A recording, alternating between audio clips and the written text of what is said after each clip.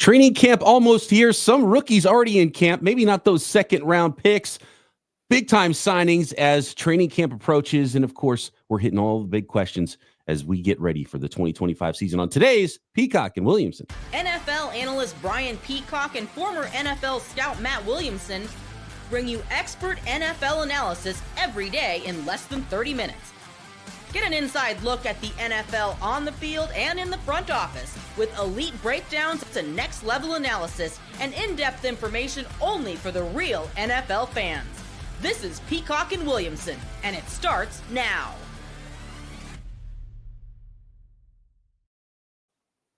Welcome to the Peacock and Williamson NFL Show. Brian Peacock alongside Matt Williamson at BD Peacock at Williamson NFL. Thanks, everybody, for making us your first listen on the Locked On Podcast Network.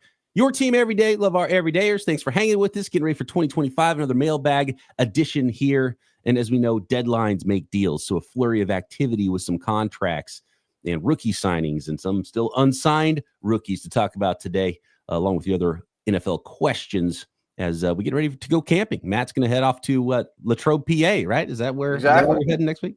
Absolutely. Yeah. Well, I go to family vacation next week. We're going to pre-record some stuff for you guys.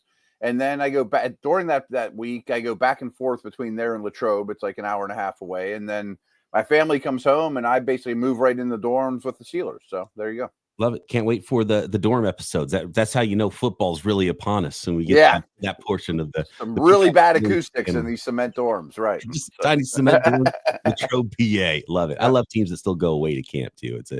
It's just a cool vibe. It is. Even though I'm sure players would rather be at home with their families and 1,000%. Yeah. Right. So taking a look at the mailbag here, and there was a flurry of activity. And so we were asked this question. We had kind of numerous questions. I'm going to put them all into one here. And again, appreciate all the great question askers out there for P&W mailbags every week. And you can get those into us on Twitter or in the YouTube comments. Essentially, what's the most important contractual story this week? We've seen some big signings. The New York Jets re-up two of their stars with some big money deals in Sauce Gardner. I mean, these are the foundational pieces for the New York Jets on the offensive and defensive side of the ball with Garrett Wilson and Sauce Gardner. The Washington Commanders are adding a little pass rush help, Von Miller. You knew he was going to sign somewhere at the beginning of camp. Where is that going to be? He's going to, he even posted a picture of his old teammate in Denver, Champ Bailey, but his Washington days picture on social media. I think that was the way he dropped the news there with that one. So Von Miller to Washington. You've got still only three. The Niners added one more.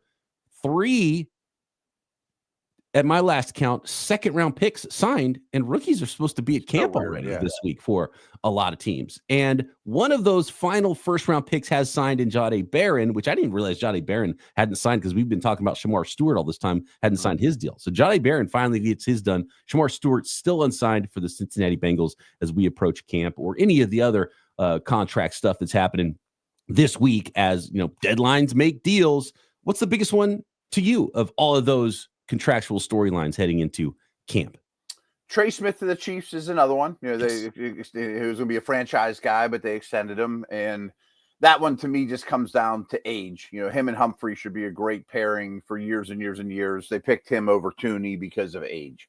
Yep. I think you got to focus on the Jets. I think there's something to be said for we're not doing things the old way. This is a regime now that rewards our own. We're homegrown talent. Joe Douglas did I thought, a pretty good job drafting for the most part. And let's keep those guys that have been successful hits here. People don't remember, they had 3 first-round picks that year. Jermaine Johnson was the third of them. They picked up all the fifth-year options, Johnson's as well, even though he missed last year. And then they got Breece Hall at the very top of the game too, right? So what a haul that was. What's interesting to me is we have a new coaching staff, a new quarterback with the Jets. I watched, as you can imagine, a lot of Aaron Rodgers tape last year, and I think him and Garrett Wilson hated each other. I love Garrett Wilson, but he is a freelance kind of guy. He's not a super sharp, be exactly where you need to be, crisp by the book route runner. And I think it made Rodgers crazy, and it made Wilson crazy, and Rodgers didn't want to hold the ball for Wilson to ad-lib things. But Fields will. I mean, Fields is going to hold that ball forever until you get open. I think the quarterback change is great for Wilson. And he's had over 1,000 yards every year, even with terrible quarterbacks. I think he's a tremendous player. I think he's a bad fit with Rodgers. Former college teammates too, right? Yeah, they have some completions together. Not a ton, but they have played some together. But I think Gardner's even more interesting in that, assuming that they take a Lions approach to playing defense, they're going to be right at the top of the league in man coverage. And that was not his thing, even in his best years with the Jets. I mean, it was, I play left, you play right, play some man, of course, but they were more of a zone team, long break on the ball type of guy. And I think they're going to treat him like a man press coverage corner that follows around number one receiver. Yeah, interesting. And that can always be dicey with corners. And I think of someone like, the most extreme example, because nobody plays that much cover 3 anymore, but Richard Sherman. He's more that style of corner than a Revis Island style of corner. But he is athletic, and I'm interested to see how he does with a little bit more man coverage. But obviously, with the Jets regime, it's all about the old regime did a good job and built a lot of talent. They couldn't figure out quarterback. Exactly. So I'm going to go in the way back machine. You mentioned Sherman. Nnamdi Asomugha. Remember with the Raiders, played tons of cover 3, zone, was one of the best corners in the league. Go to the Eagles and play press man and wasn't worth the money. Nope. It's not the same. One of the huge free agent busts of ours. Yeah, that's absolutely. a really good example. Yeah. Absolutely. And he was great for the Raiders. It's probably not a big deal, but this is one of those quirks with agents and teams and guaranteed money, and it's basically the only thing that people haggle about anymore with contracts. If there's a contract holdout, guaranteed money is the answer. That's the thing that has to get figured out, right? In a lot of these cases, in almost every case. And it's what's going on, I think, with Shamar Stewart in the first round situation, and it's going on with almost all but 3 of the second rounders. So the first 2 second round picks in Schlesinger for the Browns, and I believe it was the Houston Texans, Jaden Higgins, right? Those were the first Higgins, yeah. They signed immediately, right? They signed their deals, and they got more guarantees than past second round picks. And essentially every other team's like, okay, wait a second, we're not ready to go there yet. And why'd give all you the do that, guarantees. guys? Right. And so the 49ers, right, basically the day of rookies needing to report, have signed their second rounder basically late last night in Alfred Collins, who was the 43rd pick. So there's a gap now. I thought it might have been, whatever that next pick was, 35 or whatever needed to happen. But pick 43 is now signed. And I believe the number last year of guarantees was like 6.3 something million. And that's jumped all the way to 9 million. Not fully guaranteed like the first 2 picks, but a big jump in guarantees for the number 43 overall pick for Alfred Collins. So that's where we're at now. Now that signing has done, will that help the domino of the rest of the first round figure it out, and whatever that ratio is, or second round will get figured out, and all those guys signed. But you got to get these guys in camp. And for Alfred Collins and the Niners, he actually had a calf injury, so he hasn't practiced as an NFL player yet. He needs to hit some conditioning so that 330 pounds doesn't become 350 pounds. And it doesn't take a lot for rookie seasons to get derailed. No, not at all. So teams need to get these guys in, make sure they're in shape, make sure they're ready to practice when the vets do show up next week. Yeah, I mean, I'll bring it back home, but it happens a ton. Like Roman Wilson got injured in training camp and never quite got on the moving train throughout the course of the year, really to no fault of his own with the Steelers. And to be honest, the second round stuff, I haven't paid as much attention to as I should, because they traded their second round pick for DK Metcalf. So it hasn't influenced the hometown team. And I never quite understood it. I just knew that Houston and Cleveland kind of screwed things up for everybody else. Right. And it was one of those situations where it's like their Watson trade. Yeah. It's going to get figured out. Why are we even paying attention to it? And I just assumed this is. How did they not figure this out yet? So, still something to keep an eye on. And that's the other part of it. So your conditioning's not ready. You jump into practice and you see this all the time with young players. All of a sudden, boom, torn hamstring. You're gone for 2 months. And there goes your rookie season. Right. And it's just really hard to catch up. Yeah. Next, we got some really good questions on some breaking news on the other side of the break here. A little one. Adam Schefter put Thursday. I like this, and we'll finish up the rest of the Peacock and Williamson mailbag, offensive line versus wide receiver, how to prepare for games, and a whole lot more next. Today's episode of Peacock Williamson brought to you by FanDuel, America's #1 sports book. Summer sports are in full swing, whether it's baseball, golf, high-stakes soccer action, and FanDuel is the best way to make every game even more exciting. And, of course, you can still bet on NFL football. That's why you're here, a bunch of football fans. And every single week, those lines are already up. And props, bet on your favorite team to win the Super Bowl, players of the year, coaches of the year, college, NFL, all of it. Tons of ways to bet on the 2025 season already at FanDuel. And you're already following the action, right? So why not make it a little more thrilling with FanDuel? You can get in on the game while your friends are getting sunburned at the beach. And there's always new daily promotions all the time, which makes things super fun. And you don't have to wait for first pitch of a baseball game, for example. Same game parlay, jump in the middle of the game if you think the tide is turning. And if you're new to FanDuel, new customers can bet just $5 and get $150 in bonus bets to play with if your first bet wins. Open the FanDuel app today or visit FanDuel.com to get started.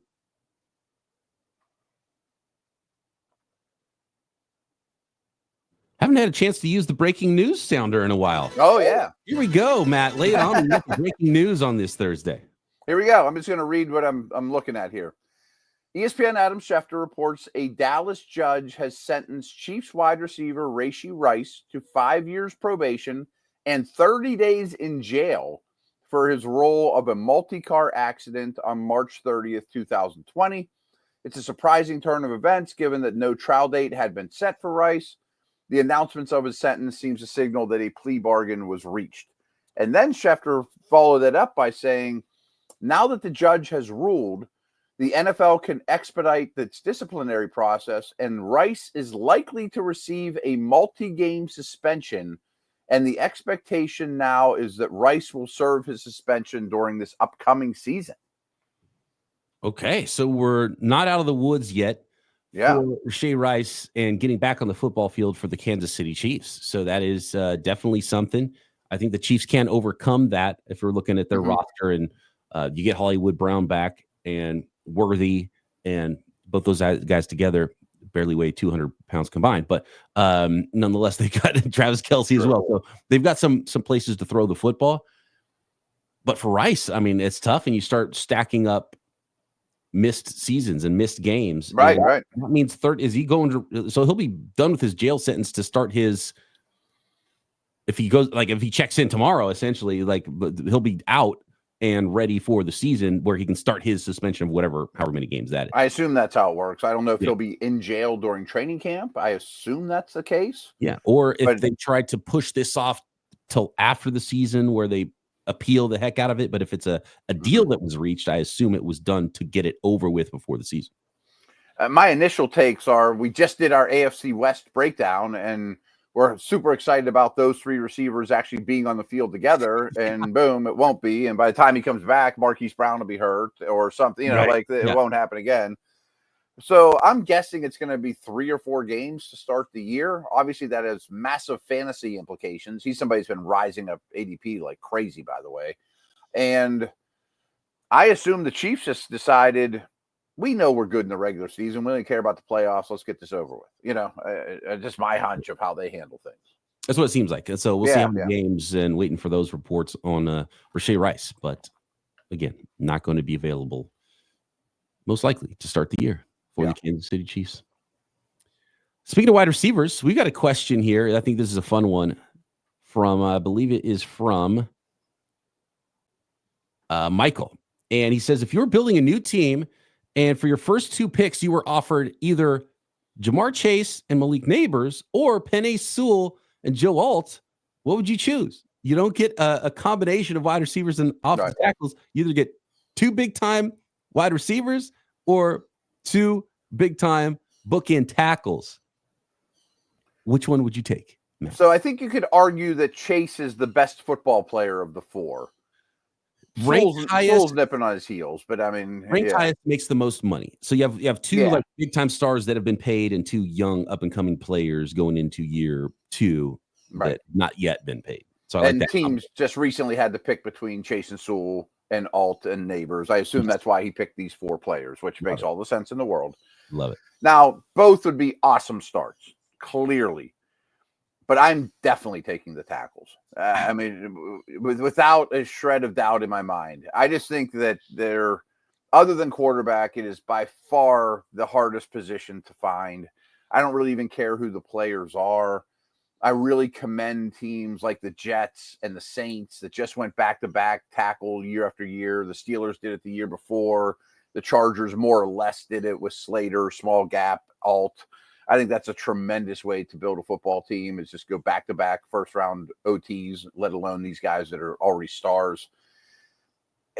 You just can find receivers and you can't find tackles. I mean, I go back to this around here all the time. If Dan Moore, or in your case, Jalen Moore, is worth $20 million a year, what's alt worth? What's right. Sewell worth? You know what I mean? Right. The money's crazy, but scarcity clearly is Scarcity. on the side of the tackles in this debate. Mm-hmm. Yeah. And 100%. how about this, though? I can find adequate receivers. Both are right tackles. I know. They both were lefties in college, though. Sewell's on the right, wasn't he, in college? He was left, and they had to move him because of Decker. Oh, okay. And I would move alt back to left. Yeah, I was actually thinking that left, too, yeah. but Right. We'll figure it out. Yeah, that would not be a problem. I think you play both these tandems pretty easily. Yeah.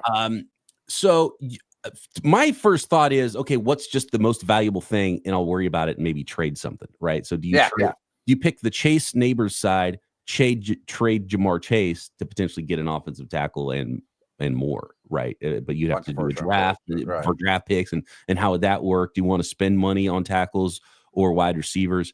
Clearly, tackle is this. There's more scarcity at offensive tackle, but the league doesn't treat those positions that way. They treat wide receiver. There's a billion wide receivers in the NFL. They treat it like it's just as scarce as tackle, which is kind of wild to me. Is the league getting it wrong? Is my big question. And you often play 3 or 4 receivers more than you play a third tackle, but still, I mean, if Penny, the thing is, tackles never hit free agency. We mentioned the 2 Moores who aren't related.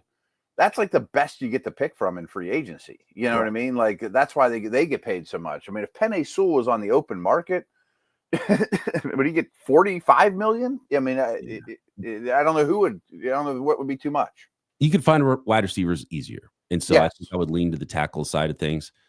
The other part of it, though, is you still aren't guaranteed anything great, because your offensive line, if it's bad in the middle between the 2 tackles, like an offensive line is a unit. And so that would be the other reason I might lean towards the wide receivers, is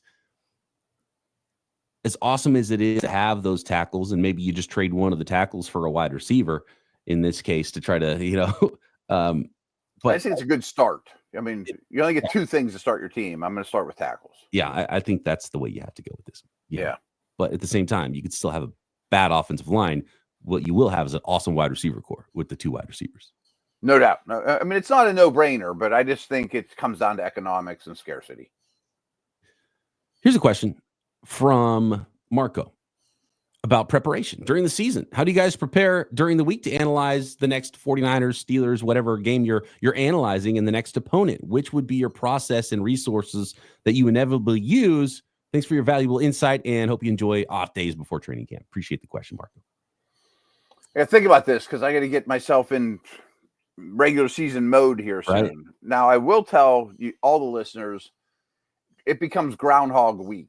You know, like, I can tell you Tuesday at 5:00 what I'm doing for 17 weeks in a row, and Friday at 9 a.m. or whatever. Like, I know I'm working on this article, or I'm in this, chat or whatever.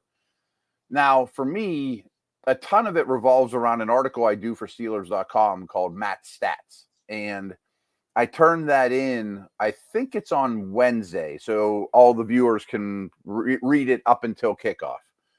And really, the minute after I turned it in, I start gathering information about the opponent 10 days from now, a week from now, gathering like generic stuff, kind of like an advanced scout situation.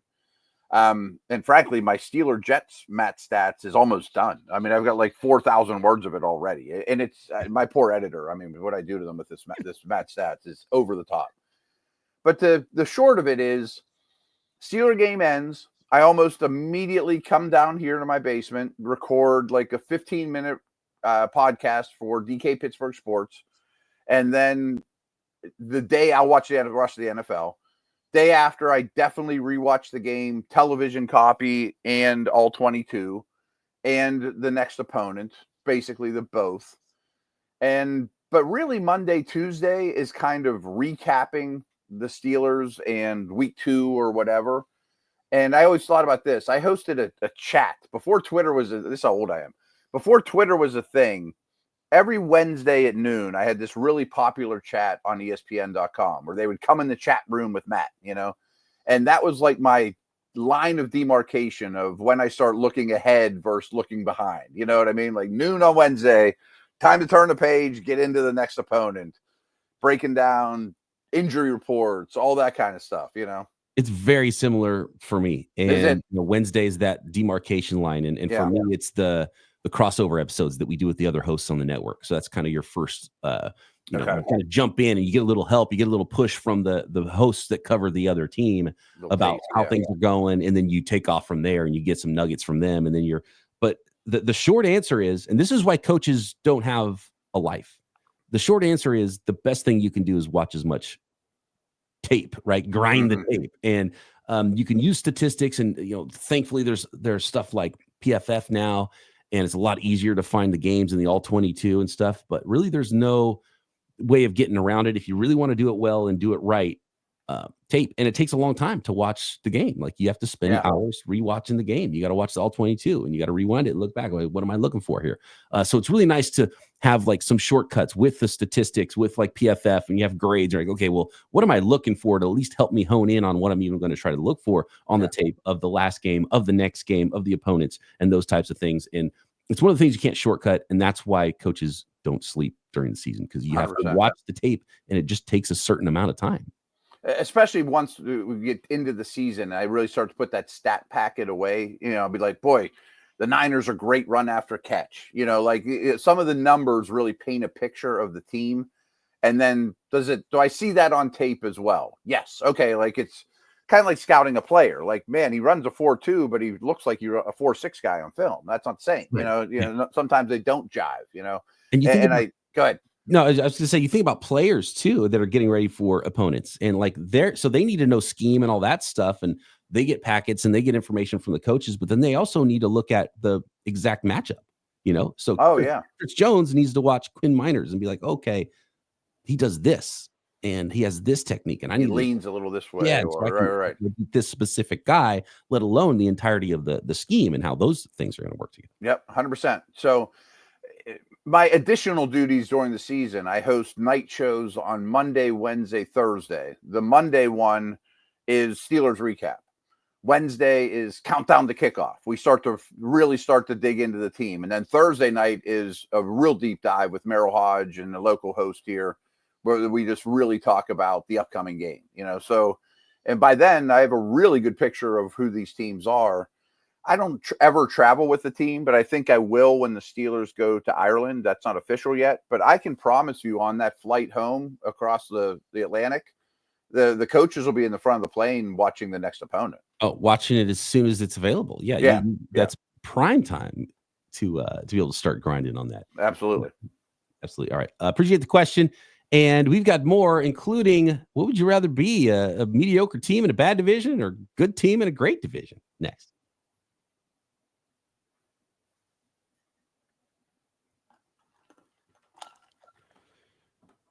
I've had a lot of debates recently about stuff like, okay, is it better to be the 49ers or the Rams, where you kind of go up and down and it's a roller coaster ride and you're competing for championships and you have some bad seasons, or the Steelers, who kind of don't win a lot of playoff games, but they're good and they win 10 games every single year. This is a similar but different question.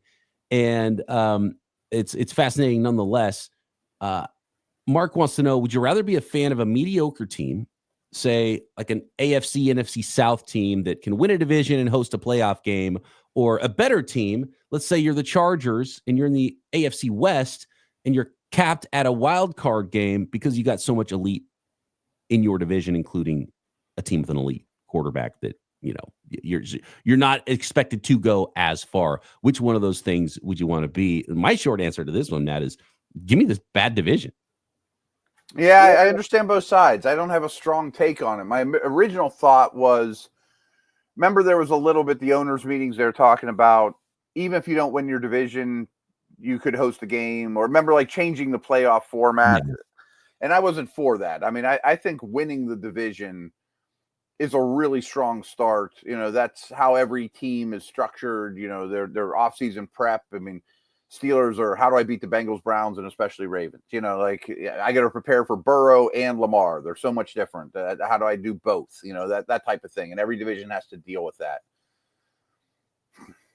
I guess I would too, because that gets you in the dance. Just get me in the dance and we'll see where the chips fall. You know what I mean? As opposed to, man, I won 11 games, but the Bengals and Ravens won 12 each, and I'm on the outside looking in, even though I had a good year. You know what I mean? I think I'd take the weak division. The Texans. Yeah, because you can get better as a team. You want to have that division. I would much rather be the Texans than the Chargers right now, essentially. I think there's a lot of value.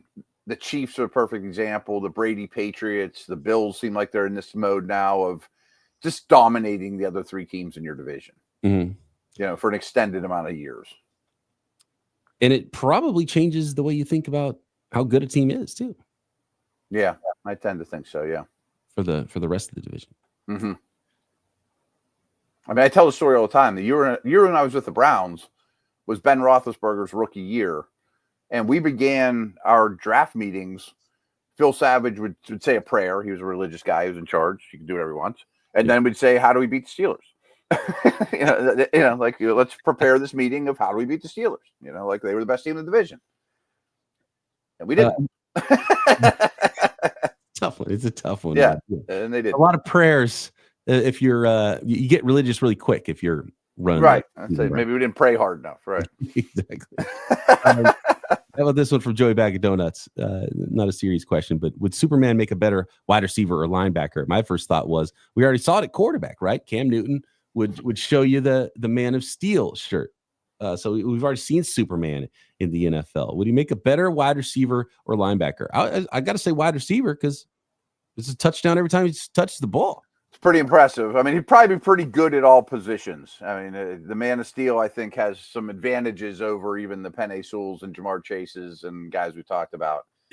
I was going to say linebacker because he might be hard to throw to. He's too fat. I might miss him on balls a lot, where linebacker, he's just going to make plays all over the place. Is he going to be where you need him to be? Is he going to freelance as a wide receiver, as a linebacker? Right. He can just take over the game. Yeah, you're right. I guess you probably adjust the bad balls pretty well too. Probably put him at running back first, so you don't have to worry about how he gets the ball. Yeah, exactly. Yeah, there you go. He's probably the worst superhero to do this with, though, because what weaknesses does he have on the field? I've never been a fan of Superman because of that. It's a little too perfect, right? Of the character. I did like the old Superman movies with Christopher Reeve when I was a kid, but it never grabbed me. I don't think he's too good. Too few weaknesses to be a really intriguing superhero for me. Right. I mean, again, my thought about overthrowing him or underthrowing him, he'll just fly and go get the ball anyway, Much more of a Batman guy. He's just a regular guy with a lot of gadgets. It's a lot more fun. Like an Iron Man, or we even had the Aquaman conversation, but I think he's the most underrated of all. I didn't know you were an Aquaman guy. Hit me with it. Why? I just think he's super underrated. Everybody's really hard on Aquaman. He stinks. I don't want to be Aquaman. My point's pretty valid, though. 71% of the earth is liquid, and he owns all of it. True. Everyone else is fighting for 29%. He's got 71 all by himself. That's pretty strong. Love it. That's why you read stats every week, right there. Exactly, right. Stat number one, Aquaman owns 71%, and everyone else is fighting for 29. That's a great point. Just because you don't care about the water. He does. He's got a lot of real estate. And that doesn't mean he can't get a little percent of that land as well. Yeah, right. He comes on the coast once in a while and makes a name for himself. 80%. Right. He's got a big chunk of real estate. Pays to be friends with all the creatures in the ocean too. The biggest creatures. That's not the best superpower in the world to round up 800 great white sharks, but that's hard to deal with. It's hard to deal, and also you can get away from people pretty easily too. Exactly. I mean, chill in the ocean. Good hop luck. In the water, boom, you're gone. So he's hard. I mean, he's good defense. True. Right. Yeah, hey, water covers 70% of the earth. Dion covers the rest. My good buddy had that poster on his wall. That's great. There you go. All right. Massively underrated, though. Appreciate all the questions out there. Apologies for the ones we did not get to. You can always get them in for next week's mailbag at BD Peacock at Williamson NFL. onto the NFC. We're previewing training camps and previewing the season division by division. AFC's done. NFC up next. So stay tuned right here. Peacock and Williamson.